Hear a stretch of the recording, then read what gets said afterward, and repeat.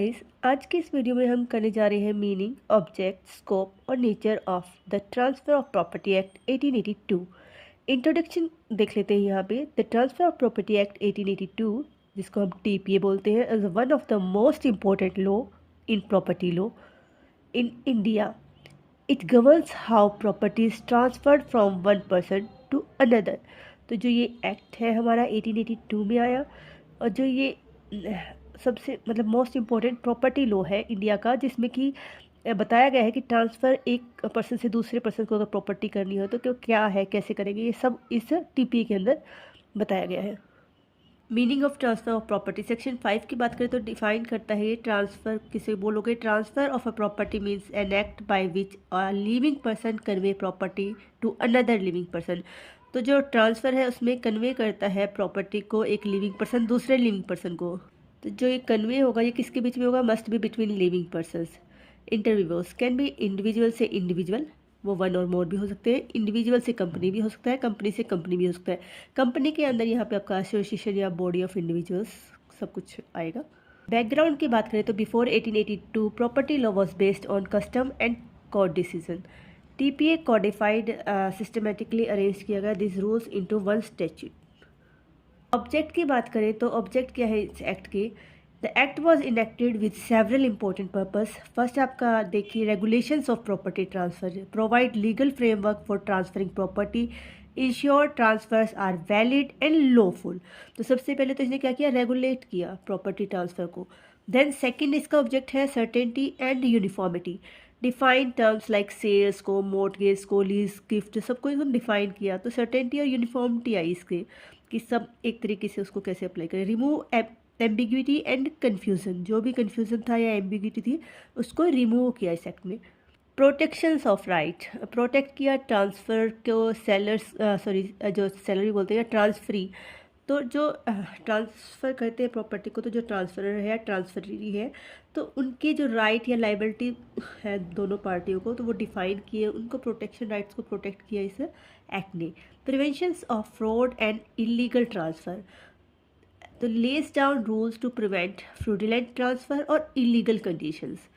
फैसिलिटेशंस of property transactions make property dealing safe, predictable, legally enforceable. Codified of property law converts scattered principle into organized statutory law। तो ये कॉडिफाइड property law हो गया, इसने facilitate किया property transactions को, और prevention की इसने फ्रॉड और इलीगल ट्रांसफर से। तो ये इसके ऑब्जेक्ट थे टीपी के। अब हम देख लेते हैं scope of this act. The scope explain where and how the act apply, कहाँ और कैसे ये अप्लाई होगा।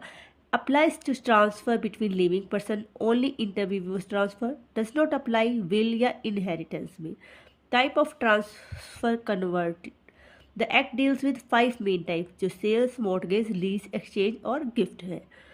property convert mainly immovable property, land और building जैसे होते हैं, and also some movable property provision। तो जब का सेल्स है, mortgage है, लीज है, ये एक्सचेंज है, गिफ्ट है, ये सब इसके अंदर है। और मेनली तो इमूवेबल प्रॉपर्टी के बारे में होता है टीपीए, बट जैसे गिफ्ट वगैरह है तो यहाँ पे मूवेबल प्रॉपर्टी का भी प्रोविजंस है, उनको लेके भी कुछ है। Subject to other law, if any special law exist it will override TPA. Example personal law, company law. Territorial application apply to almost all over the India. Substantive law not procedural, तो जो ये TPA है ये procedural law नहीं है, ये court procedure के बारे में आपको नहीं बताता, ये deal with right and liability. तो सब्सटेंटिव लॉ है TPA. Last topic nature of the act और देख लेते हैं हम। नेचर और explain the legal character of the act. Substantive law है, define right and obligation, not procedural. General law है, applies generally unless override by special law। partly codified है, not fully exhaustive। court still rely on justice, equity and good conscience। तो पूरा तरीके से codified अभी भी नहीं हुआ, but partly codified हम इसको बोल सकते हैं। based on equity and justice, inspired by English equitable principle, dynamic and flexible, adopted through judicial interpretation amendments। तो अभी भी इसमें चेंज हो रहा है, तो डायनामिक और फ्लेक्सिबल है इसका nature. And the last, non retrospective, applies to transfer mode after the act come into force, तो जिसके जब से एक्ट है उसके बाद पे अप्लाई हुआ, रेस्ट्रोस्पेक्टिव इस पर इम्पैक्ट नहीं है। फ्लो चार्ट की बात करें तो यहाँ पे आपका स्कोप दे रखा है। तो transfer interviewers only living person. Type of transfer आपकी 5 है। कौन कौन सी है? Mortgage, lease, sale, exchange, gift. Mainly immovable पर है, बट मूवेबल की बात भी है। ऑब्जेक्ट में आपका रेगुलेट करता है ट्रांसफ़र को, प्रोटेक्ट करता है राइट्स को, इंश्योर करता है सर्टेनिटी को, प्रिवेंट करता है फ्रॉड से। नेचर की बात करें तो substantive based on equity, general law है, नॉन प्रोसीजरल, फ्लेक्सिबल एंड है, नॉट एग्जिस्टिव लॉ है ये सब इसके नेचर था। कंक्लूजन की बात करें तो the transfer of property act 1882 is a fundamental law governing property transaction in India. It ensures legal certainty, protection of right, smooth transfer of property. It is substantive, general, and partly codified, applying mainly in interviewers' transfer of immovable property.